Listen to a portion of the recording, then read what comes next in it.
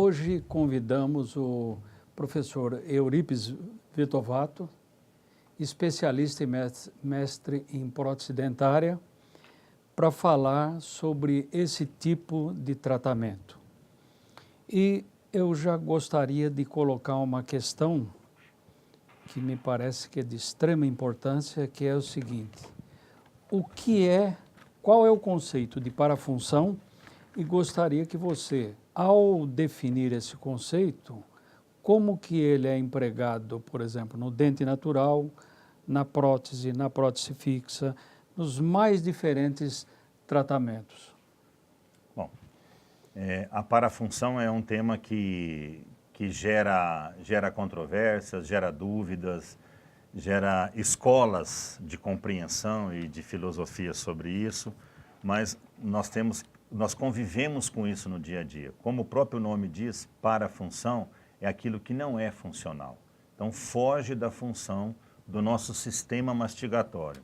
Então, nós temos um sistema no qual os nossos dentes não foram desenvolvidos, não foram criados situações para a gente ficar com o dente encostado o tempo todo. Então, a nossa vida diária não é ficar com o dente assim. Nós não ficamos com o dente assim. Nós temos um sistema nervoso central que manda mensagens para os músculos e esses músculos definem uma separação dos dentes. Essa separação dos dentes chama-se espaço funcional livre.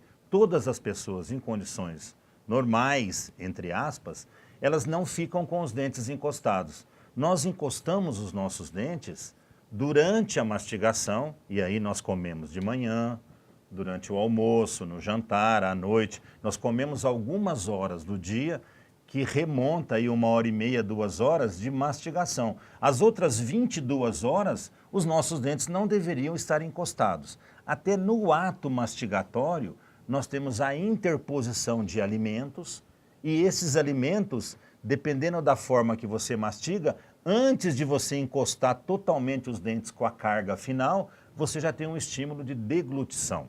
Então nós vamos ter pessoas com 80 anos de idade que têm anatomicamente todos os seus dentes do jeito que eles nasceram lá na boca do paciente com 10, 11, 12 anos de idade. E vamos ter pessoas com 20 anos de idade com os dentes todos desgastados. E nós sabemos que um dente que se desgastou dessa forma não foi funcional, foi parafuncional. O que quebra esse estímulo? O que faz as pessoas ficarem com os dentes apertados mais tempo do que o normal? Eu sempre ponho o normal entre aspas, porque o ser humano evolui, o ser humano muda, então o que era normal há 50 anos atrás, 100 anos atrás, 200 anos atrás, hoje já não é normal mais e nós estamos vivendo uma outra realidade. No fundo, o ser humano passa por agúrias, passa por situações de estresse nas grandes cidades, na vida moderna que nós vivemos, e ele muda um arco reflexo, que é essa situação do cérebro, mandar uma mensagem para a musculatura, para os dentes ficarem entreabertos. Isso é quebrado. E ele passa a apertar os dentes ou ranger os dentes. São situações diferentes. Um pode ser o apertamento nesse sentido e o outro pode ser ele ranger os dentes, movimentar os dentes. Ou ele pode fazer as duas coisas. Ele aperta e range os dentes. Então ele está fazendo situações diárias e rotineiras que muitas vezes uma pessoa numa semana aperta e range tanto os dentes que seriam os contatos dentais de 2, 3 anos. Ele faz tudo numa semana só. Isso define uma parafunção. O sistema mastigatório ele é composto por estruturas. Ele é composto pela articulação temporomandibular, ele é composto pelos músculos que posicionam os ossos da face, ele é composto pelos dentes e pela gengiva. Tem paciente que quando ele aperta o dente, ele desgasta mais os dentes, porque a estrutura dental tem uma menor qualidade estrutural. Tem pacientes que não desgasta, o dente fratura. Tem paciente que o dente não fratura nem desgasta. A gengiva e o osso permitem movimentações, os dentes se abrem, os dentes mudam de posição. E tem pacientes que o dente não se abre, não quebra, não desgasta, mas ele tem dor na articulação. Ou ele tem dor de cabeça, tem dor muscular. todo esse envolvimento de fratura de dente, de desgastes exagerados de dente, de dor na articulação, de dores musculares, de desconforto na mastigação, de desconforto estético, porque os dentes abriram, eles têm uma relação com a parafunção. Como tratar isso é um outro capítulo. A gente tem que diagnosticar a parafunção, explicar para o paciente o que está acontecendo, ou seja, que o comportamento social dele está interferindo na função dele. E essa interferência gera desgastes, fraturas e alterações. Isto é a definição da parafunção. Portanto, indesejável. Indesejável, mas é inerente do homem moderno. Hoje nós temos uma compreensão que na evolução do ser humano, é como se o ser humano tivesse, analogicamente, nós fôssemos uma panela de pressão. Então, no nosso dia a dia, nós estamos em ebulição e essa panela está sendo pressurizada e essa pressão tem que sair. Então, para que você não tenha um infarto, para que você não tenha um acidente vascular, o nosso sistema nos protege, fazendo com que você somatize nessa zona e aperte os seus dentes. Portanto, existe uma leitura que é melhor que você aperte o dente, desgaste o dente, frature o dente ou tenha dores na face do que você tenha um acidente em um órgão mais nobre. Então, existem compreensões hoje até definindo os pacientes de eixo 1 e de eixo 2. Nos últimos 10 anos, teve um projeto de compreensão acadêmico em todas as cadeiras de desenvolvimento científicos, no qual envolveu psicólogos, psiquiatras, médicos, dentistas, para compreender a parafunção. E nessa compreensão, tudo aquilo que tem um envolvimento odontológico voltado para os dentes, a gente qualifica esses pacientes de eixo 1. E aqueles pacientes que têm envolvimento com droga, envolvimento com medicamentos psiquiátricos, neurológicos, a gente compreende esse paciente como paciente eixo 2. Basicamente, o dentista consegue tratar o eixo 1. O eixo 2 precisa ser uma conotação multidisciplinar com o envolvimento da medicina. Eu ainda gostaria de fazer uma pergunta em relação a isso. Qual é a sua posição em relação a mascar chiclete? Então, o mascar chiclete é uma parafunção, porque se nós temos determinantes dentro do nosso cérebro, que no momento que a gente começa a mastigar, você vai criar lisozimas, você vai criar substâncias na boca para degradar os alimentos, para que no momento que eles entrem no estômago, eles já entram numa situação de degradação, para que o ácido que é formado, que já está sendo estimulado com a mastigação, forma-se o ácido para começar uma digestão. Quando você fica mascando chiclete, você está iniciando um processo de digestão. Então, quem masca chiclete nada mais é do que uma parafunção. Ele está apoiando numa goma de mascar toda a tensão dele. Ou ele masca chiclete ou ele aperta o dente, ele está fazendo a mesma coisa. Só que o mascar chiclete traz ainda o estímulo de que o estômago provavelmente vai formar os ácidos para iniciar um processo de digestão. E isso tem sequelas, invariavelmente tem sequelas. Agora eu gostaria de mudar um pouquinho o eixo da nossa discussão e colocar as questões, ou uma questão geral, relacionado com preços de tratamento. Mas antes eu queria fazer a seguinte pergunta. O Brasil tem algum programa de saúde?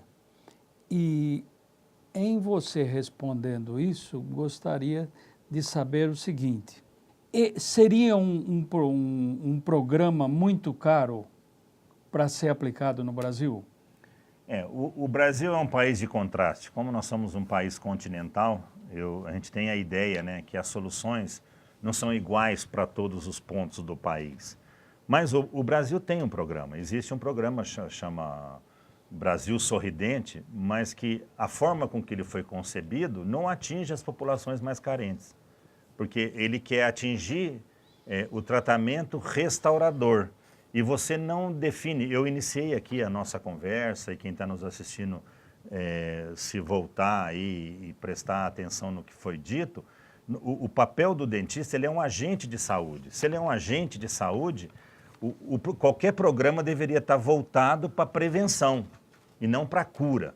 E o Brasil criou um produto, criou um programa para restaurar a boca dos nossos pacientes, em detrimento de fazer um programa preventivo, que é pegar uma geração devolver a saúde desde a primeira infância, em falar de dieta com os pais, falar do uso inteligente do açúcar, falar do flúor, falar da escovação, falar do fio dental e trazer essa criança para a fase adulta sem nenhuma doença, que é a cárie e a doença de gengiva. Esse programa não tem, o governo deixou de lado isso para fazer um programa para aquela população que precisa de restauração. E nesse programa ele deu concessões a clínicas que fazem o que o dentista particular faz, cobra para fazer um tratamento. Então, nós não consideramos isso um programa de saúde, nem um programa social, porque, novamente, ele atinge uma parcela da população que, como todo o Brasil, tem uma carência financeira para fazer um tratamento adequado. Um programa de saúde dental, de saúde bucal, deveria passar por um programa de prevenção no momento que a criança está dentro da barriga da mãe, porque lá você detecta se ele é um fissurado palatino, se ele tem anomalias na cabeça e pescoço e na boca. Lá você inicia um tratamento conversando com a mãe para que ela tenha uma dieta adequada, porque existe uma fantasia e um folclore que a mãe, para cada filho que nasce, ela perde um dente. Por quê? Porque ela, quando está grávida, ela tem inanição, ela tem fome, porque o bebê está tirando os nutrientes. Aí ela tem fome, o que ela come? Ela come bolachinha, coxinha, tudo que é carboidrato. Então ela tem a cárie no dente, porque o tipo de dieta dela é uma dieta que prejudica a saúde bucal. Então você tem que orientar a mãe na dieta que ela tem que fazer quando ela tem o processo de inanição, de fome, durante a gestação comer uma fruta, não comer carboidrato, comer proteína, para que ela não tenha a cárie na boca. E com isso, ela começa a ter a consciência que o filho dela tem que ser amamentado pelo leite materno, não deveria colocar açúcar na mamadeira, não deveria comer o doce, deveria limpar os dentinhos de leite quando estão nascendo. E aí você vai pondo uma cultura de saúde bucal numa geração. Esse seria o programa de saúde bucal adequado. Infelizmente, a gente tem um programa que restaura dente, né? É essa que é a situação atual do Brasil. Poderíamos falar um pouquinho mais sobre a higiene bucal? Sim, sim. A higiene bucal é incrível porque as pessoas só vão entender da importância de limpar o dente depois que ele perde o dente. Então, ele perde o dente, ele vai compreender o processo da perda do dente. Olha que para uma pessoa perder o dente, ele tem que ficar muito tempo sem cuidar do dente. Uma cárie, se o paciente limpa o dente, se ele escova uma vez, 2 vezes por dia, ela leva anos para se formar. Hoje nós sabemos que uma pessoa que escova o dente, que faz um bochecho com água depois que ele se alimentou, a cárie para se estabelecer como um processo destrutivo leva 5 anos. Então ele tem que ficar 5 anos sem cuidar direito dessa boca.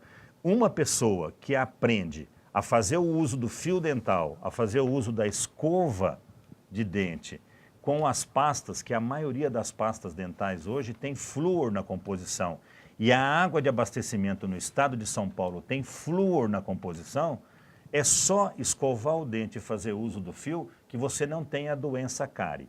A doença periodontal, que é a doença de gengiva, ela passa por uma área genética que alguns pacientes, 8% da população, vão ter essa doença, mas 92% não terão essa doença, basta escovar os dentes.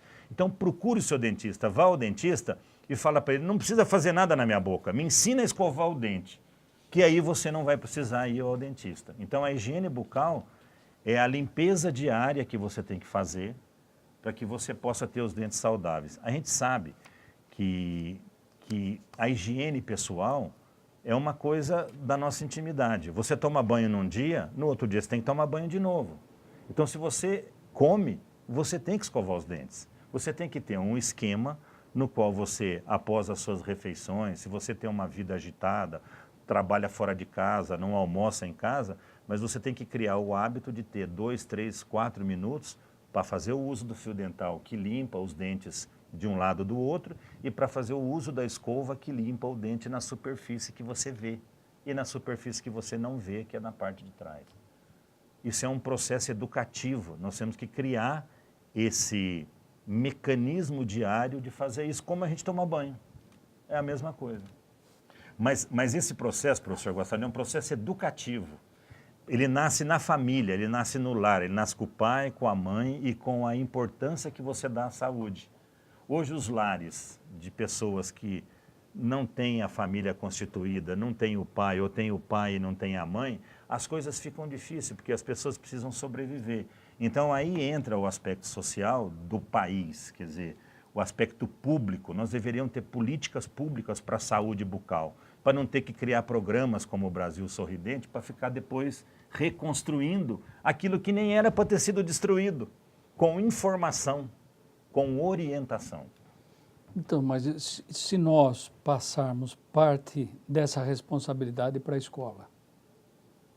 Esse é um outro tema. Eu acho que a escola hoje já está substituindo o lar, né? Tá. E dentro desse contexto que os pais delegam à escola a substituição da criação, da filosofia de vida, eu acho até que as escolas têm esse compromisso. Você vê que os professores orientam as crianças depois que fazem o lanchinho a fazer um bochecho com flúor, a limpar. Novamente é informativo. Você tem que informar quem cuida do jovem para que ele possa passar essa informação. Isso é fundamental. O que diferenciam as culturas é o que eles sabem. É a forma com que eles executam os procedimentos básicos, os procedimentos mínimos da vida. Eu chamo de educar o educador. Sim. Nos vários aspectos. Nos vários aspectos. Passou ainda despercebido uma coisa que eu gostaria que fosse comentado, que é o seguinte. Fique à vontade. Qual é a professor. percepção que um paciente tem em relação se ele tem o dente natural ou se ele colocou uma prótese, precisa ser o mesmo, ou com implante. Prótese sem implante e prótese com implante. A percepção, isso é um... Bacana. Essa é uma pergunta muito interessante, porque ela veio evoluindo nesses últimos anos na compreensão do conforto do paciente e da qualidade de vida que ele tem com os sistemas de reabilitação que nós podemos oferecer. Eu disse aqui desde o começo, e gostaria de mostrar novamente, a dentadura. Quer dizer, o paciente que usa uma dentadura, que ele não tem dente, ele é banguelo, ele não tem dente nenhum, ele usa uma dentadura, que nós chamamos de prótese total móvel, porque ela é móvel, se ele come um grão de arroz duro, ou se ele come uma batata, ou se ele come um pão, é a mesma coisa, ele não sente, ele não tem a percepção, porque ele não tem o dente. O dente que está dentro do osso, ele tem ligamentos com terminações nervosas que dão percepções finas, percepções fantásticas do que é uma folha de alface e do que é um grão de arroz. Então, o paciente que usa uma prótese total, ele morde um grão de arroz, ele morde uma pedra e não percebe que está mordendo isso. Enquanto que uma pessoa que tem a sua dentição natural, ele consegue perceber espessuras finíssimas como uma folha de alface. E no momento que ele morde um grão de arroz, essa percepção leva uma mensagem para o cérebro, no qual ele abre a boca para não deixar quebrar o dente. Quem usa uma prótese total não tem essa percepção. Ele morde uma pedrinha que está no feijão, quebra a dentadura e não percebe que ele mordeu a pedra. Nesses dois extremos, entre o dente natural, que tem uma percepção fantástica, que foi o desenvolvimento do ser humano no longo da sua existência, e uma dentadura, uma prótese total, entraram os implantes. E aí os implantes dão uma percepção próxima do dente natural, porque pelo fato dele estar dentro do osso e as estruturas que estão ao redor desse osso se corresponderem, o paciente percebe, tem a sensação aproximada do dente quando ele morde algo duro para ele poder abrir. Então, para que vocês tenham uma ideia em medidas, em grandezas, o paciente com a prótese total, ele consegue perceber acima de 200. Existe uma grandeza aqui. Com o dente, ele percebe em 5, de 200 para 5. E no implante, ele percebe com 20, 30, 40. Então, o implante está mais próximo do dente do que da prótese total. Então, quando você faz uso de implante, você define para o paciente uma percepção melhor na mastigação, na textura, no sistema funcional do paciente. E isso passa pela qualidade de vida do paciente e pela escolha dos alimentos. Ainda relacionado com a prótese sobre implante, de quanto em quanto tempo é necessário se fazer a manutenção? Existe um protocolo. Por exemplo, vamos voltar nas próteses totais, nas dentaduras. Um paciente que é portador de uma prótese total, de uma dentadura, e ele não faz a parafunção, ou seja, ele não aperta os dentes, não arranja os dentes, nós, os dentistas e a odontologia, solicita que o paciente, após 3 anos, retorne ao consultório, não para trocar os dentes, mas para reembasar a parte interna, porque a boca muda, a gengiva acompanha o osso e tem uma reabsorção óssea. Então a dentadura começa a se movimentar, mas o paciente não percebe, porque ele vai se adaptando diariamente a essas transformações ósseas, anatômicas. Quando o paciente procura o dentista depois de 2, 3 anos, o dentista percebe essa movimentação e ele faz o quê? Se os dentes estão bem, não tem fratura, não tem desgaste, o paciente não faz parafunção, ele substitui a base, ele reembasa essa base na nova condição óssea. E aí a peça tem estabilidade de novo. Se ele tem desgastes, fraturas, ele sugere a troca da prótese. Então uma prótese móvel que se movimenta apoiada na gengiva, a cada 3 anos, ou a parte interna dela tem que ser trocada, ou ela toda. Essa é a estatística. O que nós sabemos? Que os pacientes vivem 5, 10, 15, tem pacientes que usam uma prótese 20 anos. Só que quando ele nos procura, ele já não tem dente mais, está tudo desgastado e houve uma grande transformação. E aí a mandíbula dele, a parte que segura essa prótese, já veio para frente, ele já mudou o posicionamento mandibular. E aí você tem que recondicionar tudo isso, é mais difícil ele se adaptar a uma nova prótese. Então a sugestão é assim, prótese total móvel a cada 3 anos tem que ser revista, revisada e reavaliada. Se você tem próteses fixas, aí que entra a história do implante. Se ela é uma prótese fixa suportada sobre dentes, não tem como você tirar. Você vai limpando periodicamente e aí o paciente é avaliado em risco, em níveis de risco, de baixo, médio e alto risco. O que é alto, baixo e médio risco? O que significa isso? É o paciente que acumula mais o que nós chamamos de biofilme mole, mais placa. Ele limpa, mas ele não consegue limpar direito. E se você percebe que o paciente não consegue limpar corretamente, para a manutenção daquela prótese, você chama ele em períodos mais curtos. Então ele vem 4 vezes ao consultório por ano, a cada 3 meses. E você ajuda ele a limpar, orienta, reformula, remotiva o paciente. Se ele melhora, você chama ele 2 vezes por ano. Mas ele é no consultório que você controla. Se ele tem a prótese sobre implante, essa prótese ela é mais simples de ser controlada. O paciente vindo 2 vezes por ano, 1 vez por ano, você desaparafusa a prótese, checa mecanicamente se os parafusos estão todos funcionando. Se na hora que você estiver atendendo ele, tirar essa prótese e um parafuso estiver solto, alguma coisa estiver solta, porque mecanicamente não está funcionando bem. Então você tem o aspecto mecânico, depois você tem o aspecto da saúde, que você vai lá ao redor daquele implante, ajuda ele a limpar, limpa a prótese e põe de volta e o paciente volta para a sua casa e para a sua função. Então, manutenções periódicas são necessárias para o controle das próteses. Seja ela uma prótese simples, seja ela uma prótese sobre implante, seja as próteses intermediárias. No mínimo, o paciente tem que ir 1 vez, 2 vezes por ano ao dentista para essa avaliação. E aí eu remonto na história dos sinais e dos sintomas. Sintoma é aquilo que você sente. Se na sua boca você tiver sangramento, tiver mau cheiro e tiver inflamação, procura o dentista. Você tem algo na sua boca que é patológico. Ao chegar no dentista, ele pode olhar aquilo que você tem como queixa e pode não ser importante. E pode olhar outras coisas que você não percebe que são sinais que definem outras doenças que são importantes. Porque a boca, novamente eu vou falar, é a porta de entrada de tudo isso. Então a saúde começa pela boca. Bom, hoje já é do conhecimento que há um envelhecimento da sociedade brasileira. Tem estudos aí que mostram que nós já não somos mais um país jovem. Não tem concordância do número de velhos, mas de qualquer forma, que é uma sociedade que envelhece, não tenho a menor dúvida. Então eu gostaria de colocar a seguinte questão. Aumento da expectativa de vida e relacionar isso com a qualidade de vida. Porque só viver mais e viver pior, não sei se vale a pena. Né? viver mais, mas com melhor qualidade de vida. Gostaria que você fizesse um comentário É um tema fantástico, porque esse tema passa pela odontogeriatria. Então, a odontogeriatria, o que é? É a especialidade da odontologia que prepara o paciente para a velhice, mas nem sempre acontece assim, porque ele já vem idoso na nossa clínica. Mas nós temos que fazer a odontogeriatria. Então, hoje, nós sabemos, e é a rotina da nossa clínica diária, alguns pontos que precisam ser colocados. Então, aumentou a expectativa de vida, isso não tem dúvida. As pessoas, há 50 anos atrás, viviam até 50, 55 anos, e quando eles morriam sem os dentes.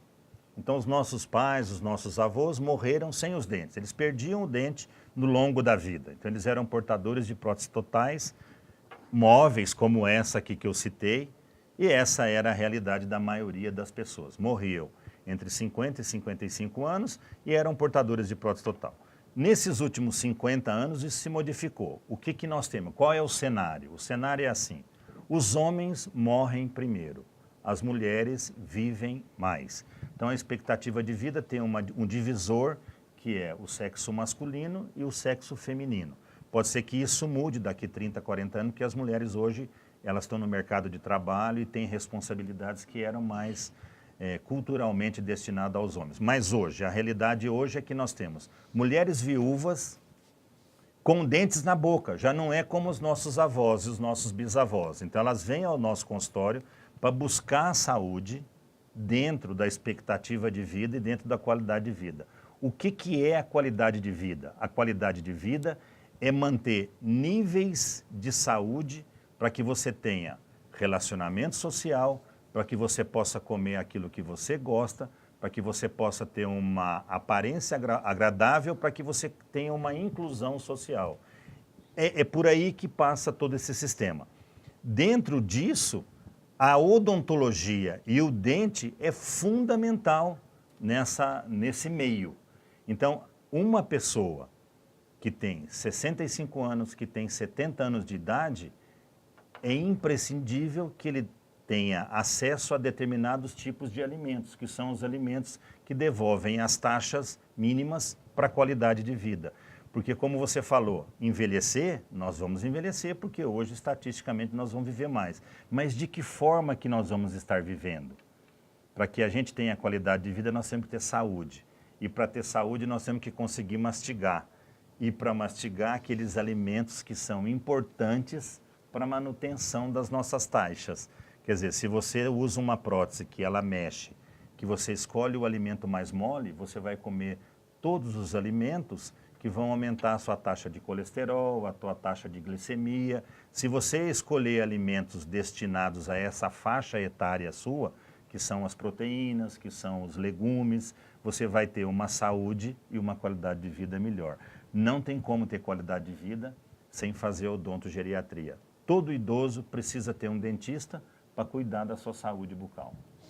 Muito bem. Então, finalmente, ficou alguma coisa que não foi perguntado e você gostaria ainda de esclarecer à população?